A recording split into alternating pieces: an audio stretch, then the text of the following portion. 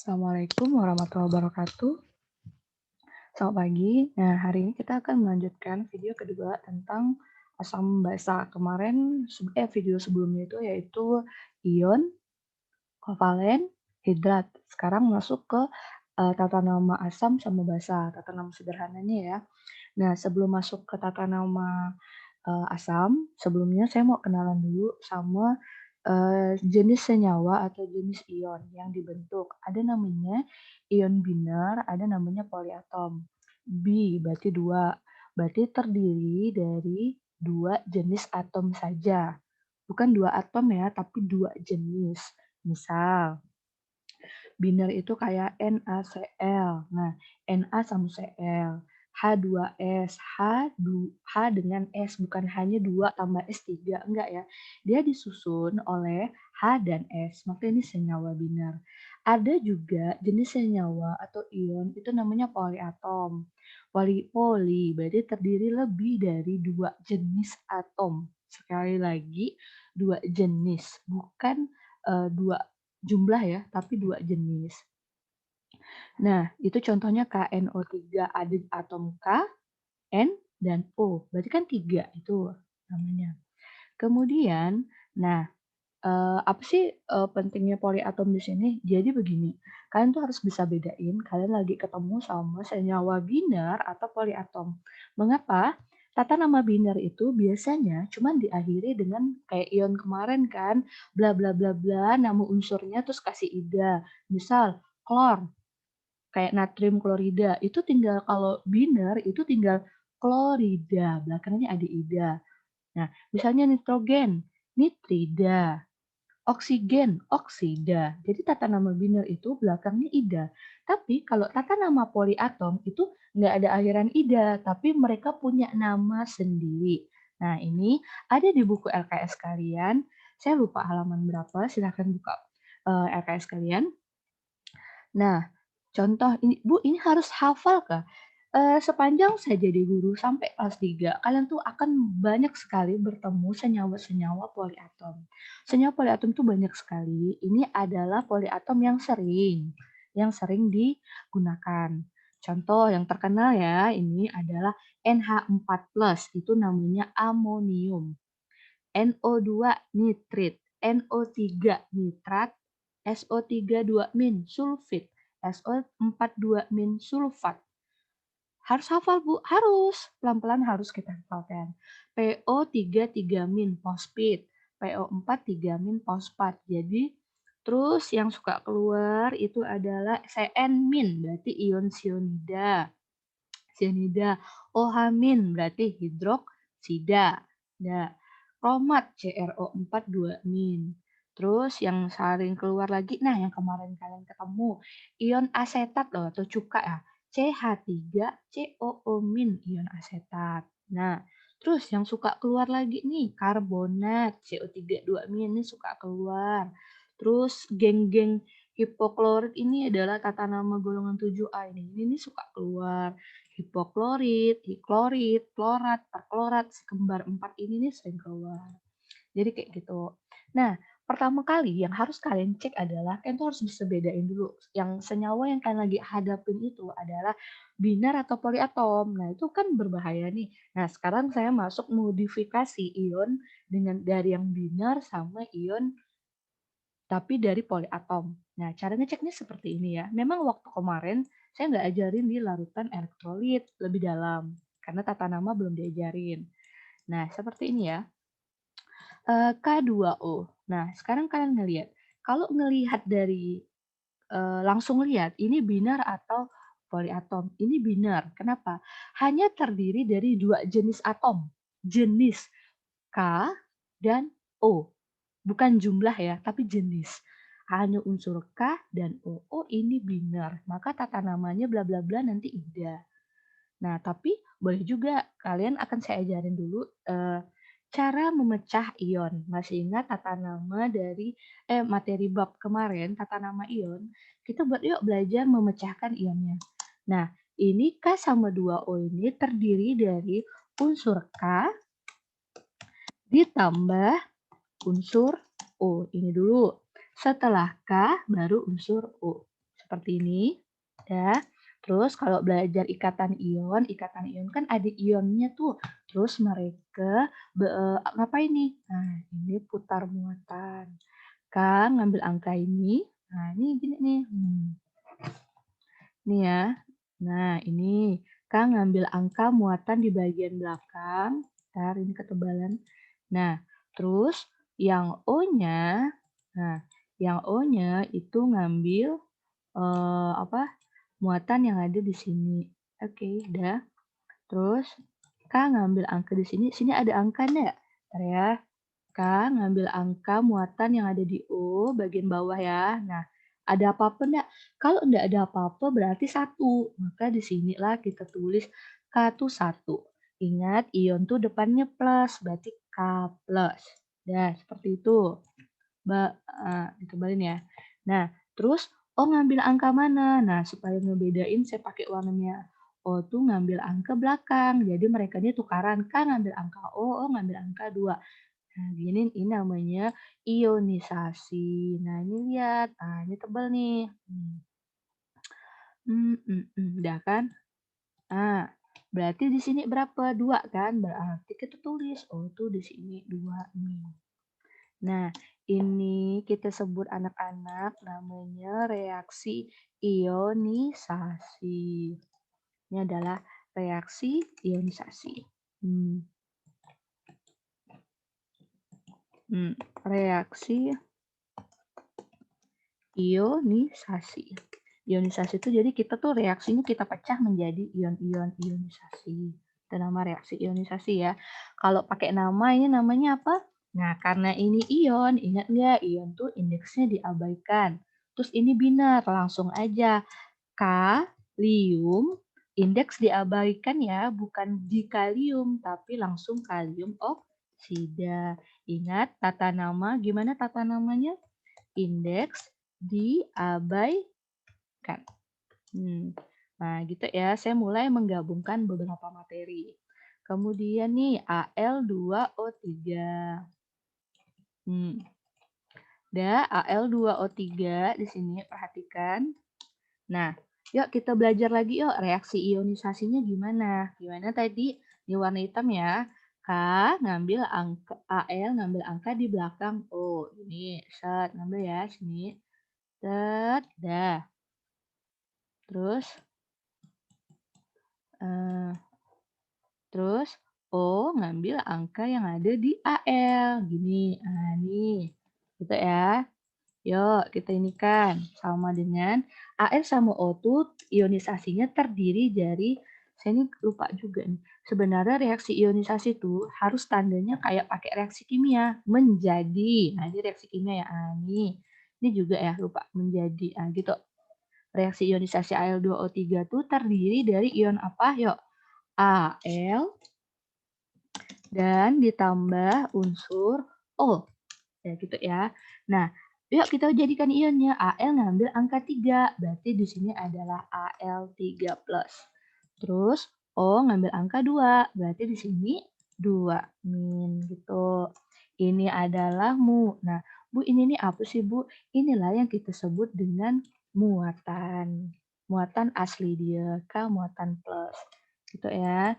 Nah, ini reaksi Al2O3 itu Al terdiri dari Al3+ dan O2-. Ini namanya reaksi ionisasinya.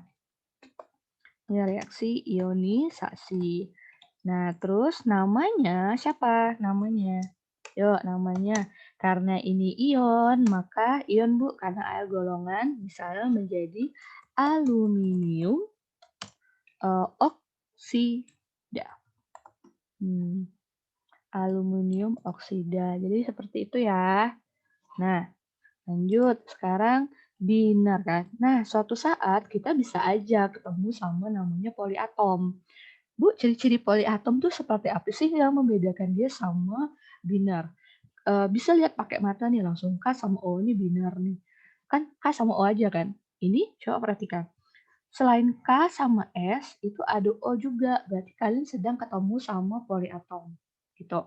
Nah, ngebuat poliatom tuh seperti apa? Perhatikan benar-benar caranya ngeceknya seperti ini.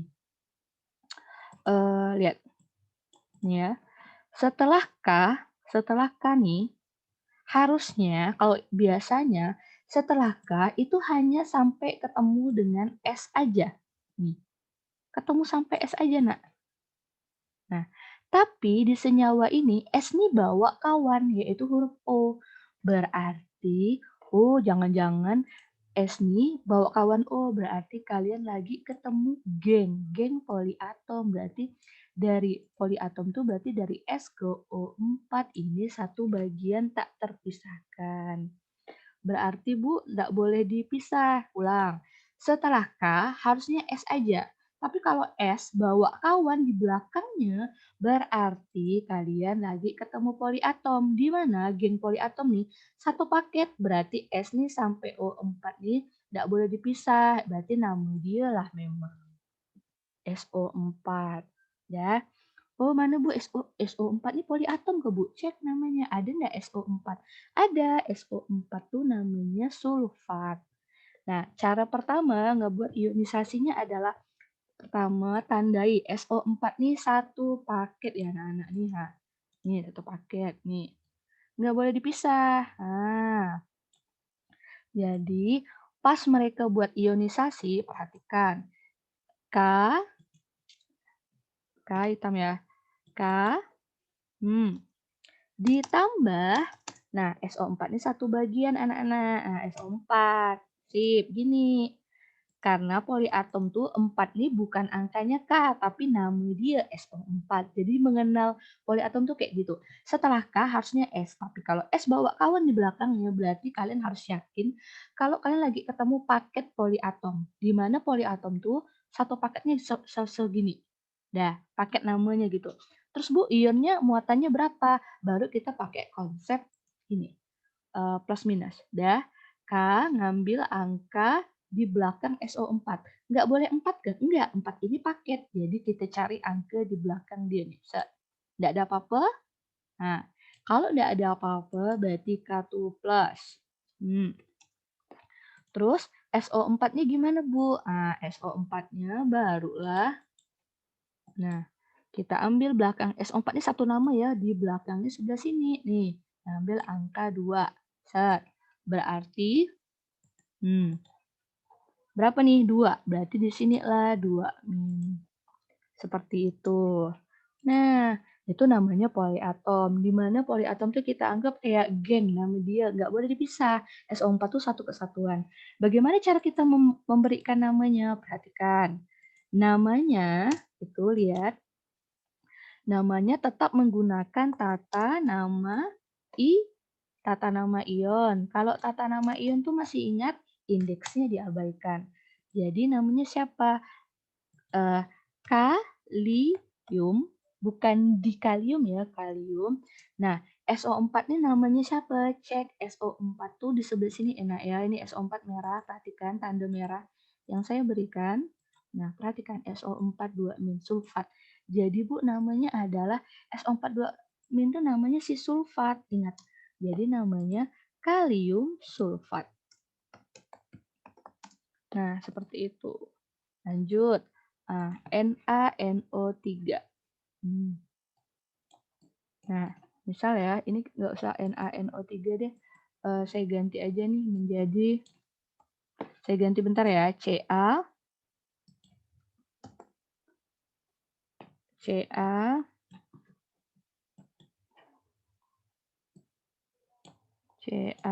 buka kurung, NO3, 2 kali. Yuk, nah, kok kayak gini namanya kayak gimana? Pertama saya mau ajarin dulu tadi apa buat ya. Boleh Mbak Bu, saya langsung pakai ngasih nama boleh, karena saya lagi ngajarin reaksi ionisasi aja, makanya lebih lambat. Yuk kita buat CaNO3. Perhatikan, unsur pertama yang kita hadapi adalah kalsium nih. Harusnya, lihat, ini poliatom atau binar, cek dulu ya. Harusnya kan setelah Ca cuma N aja harusnya. Tapi ternyata N ini ngebawa unsur di belakangnya. Nih, seperti ini nih. Set. Nah, berarti kalian lagi nggak berhadapan sama binar, tapi lagi berhadapan sama senyawa poliatom. Ulang, harusnya setelah Ca ini adalah huruf N. Tapi bukan N, tapi N bawa kawan. Berarti lagi ketemu sama poliatom. Mari kita pecahkan, berarti Ca sendiri dan ion yang satu lagi adalah NO3. Nih. Ya, maka kalau kita jadi pecahkan ionnya adalah terdiri dari ion Ca ditambah ion satu paket ya, NO3. Sip, seperti itu. Kemudian muatannya gimana? Baru tukar muatan. Ca ngambil angka di belakang sini, setnya 2. Jadi kalau ada buka kurung tuh pemutusnya. Kemudian di sebelah sini NO ngambil angka blau sini. Ada angka enggak di sini? Enggak ada berarti. Nah, perhatikan. Yuk, Ca ngambil angka 2, berarti 2 plus. Terus NO3 ngambil angka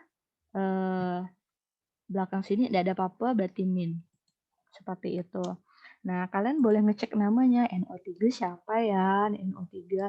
NO3 min. Nah, ya pakai ini ya. Oh, NO3 min tuh nitrat ya. Bu, berarti namanya, yuk nama ya. Ingat, ini adalah ion karena terdiri dari Ca. Namanya adalah, yuk, kalsium. NO3 tuh nitrat. Jadi namanya tuh kalsium nitrat, bukan kalsium dinitrat gitu. Jadi seperti itu ya, adalah poliatom. Kemudian masuk ke tata nama, baru ketemu tata nama asam. Jadi asam tuh masih ingat, asam adalah senyawa-senyawa yang dimulai dengan huruf H pada umumnya ya, bla bla bla bla gitu kan. H2O, H2O tuh termasuk pengkhususan air. H2O bukan asam ya. Asam tuh pada umumnya dimulai dengan awalan asam, tata nama itu. Kemudian pas ketemu asam apa, cek dulu lagi ketemu asam binar atau asam poli, lebih dari satu atomnya. Asam binar biasa dikasih nama belakangnya asam bla bla bla ida. Kalau asam poliatom disusun oleh 3 jenis atom bahkan lebih. Namanya asam plus nama poliatomnya. Ya, ini coba cek kayak gini nih. Asam asam sama H dengan Cl, berarti kan binar. Asam binar mah namanya gampang. Jadi asam di belah sini bla bla bla ida kan. Nah, asam ini kan binar nih.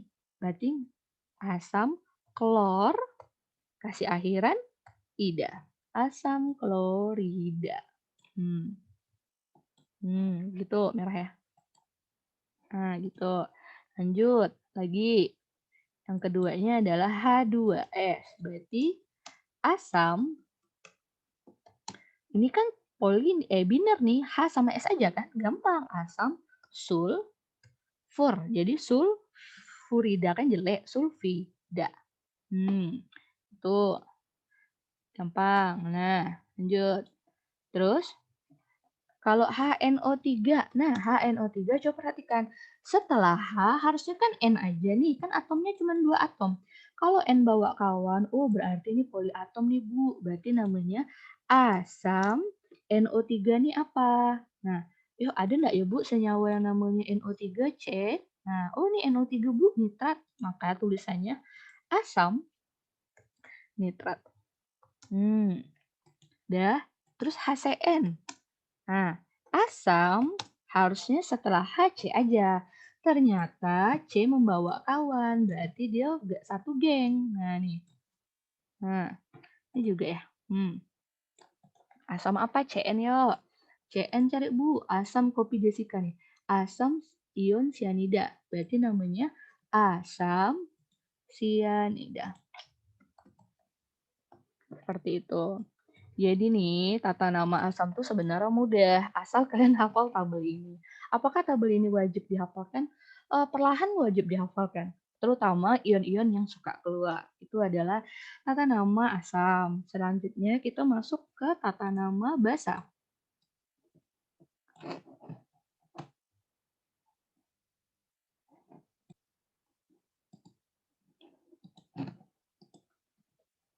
Nah, sekarang kita lanjutkan lagi tata nama terakhir, yaitu basa. Nah, kalau senyawa asam tuh pada umumnya ciri-ciri depannya H di belakang, H di depan. kecuali asam cuka kan. Nah, si bahasa ini ciri-cirinya belakangnya ada kata-kata OH pada umumnya ya.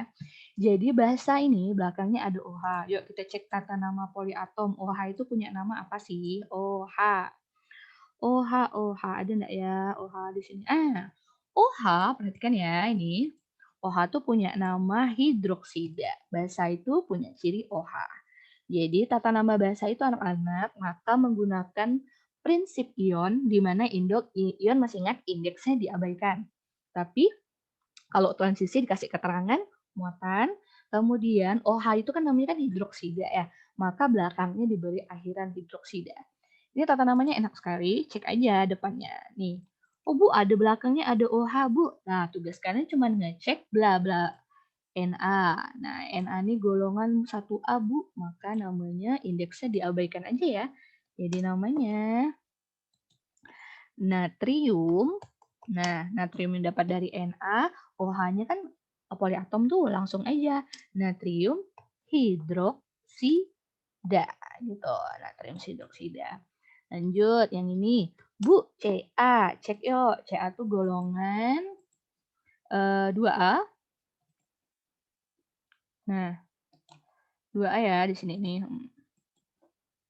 Nih, Ca, Bu. Oh, 2A, Bu. Kalau 2A indeksnya diabaikan ya. Jadi namanya langsung kalsium. Nah, kalsium dihidroksida. Apakah seperti ini? Tidak, bukan dihapus D-nya. Kenapa? Dia menggunakan prinsip dari ion, indeks diabaikan. Terus yang ini, Cu. Bu, tembaga. Tembaga ini logam, tapi bukan logam 1A, bukan logam 2A. Cu adalah Cu adalah logam transisi. Kasih keterangan Pak ya. Logam transisi. Nah, kalau logam transisi namanya apa, Bu? Nah, ini adalah tembaga. Hitam-hitam enggak. Nah, tembaga, namanya kan tembaga hidroksida tuh namanya hidroksida. Nah, karena si tembaga ini logam transisi, untuk for your information, transisi adalah logam-logam yang biasanya punya muatan lebih dari satu. Maka dikasih keterangan, ini nih tembaga apa, Bu? Nah, sehingga tadi ionisasinya kalau kita cek CuOH 2 kali, cek yuk. CuOH 2 kali ini, yuk kita belajar reaksi ionisasi bentar ya. Cu, setelah Cu harusnya OH, tambah OH. Yuk. Cu ngambil angka di mana? Ngambil angka di sebelah sini, tukaran, berarti di sini 2 plus. Dan OH ngambil angka bawah sini ya, negatif. Nggak ada apa-apa, berarti 1. Kasih keterangan 1. Berarti karena unsurnya di belakang, berarti min 1. Boleh gini ya, boleh juga gini. Ya, Bu masih bingung, misalnya gini ya, maksud Ibu tuh. Bentar ya. Pelan-pelan ya nak belajarnya. Bisa, kalian bisa. Jangan menyerah dulu. Memang CuOH. Sini, oke. Nah, yuk tukar muatannya masih ingat di sini Cu ngambil angka di belakang, set. Dan karena ini poliatom, OH dihitung satu ke itu satu kesatuan, masukkan sininya. Ya, yuk.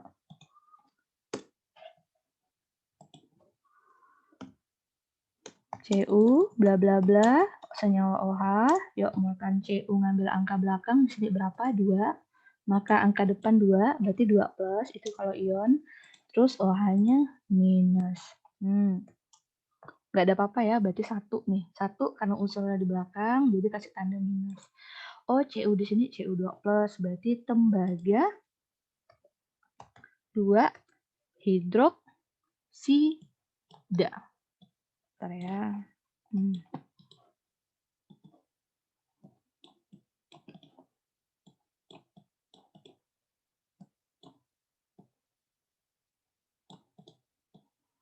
Seperti itu.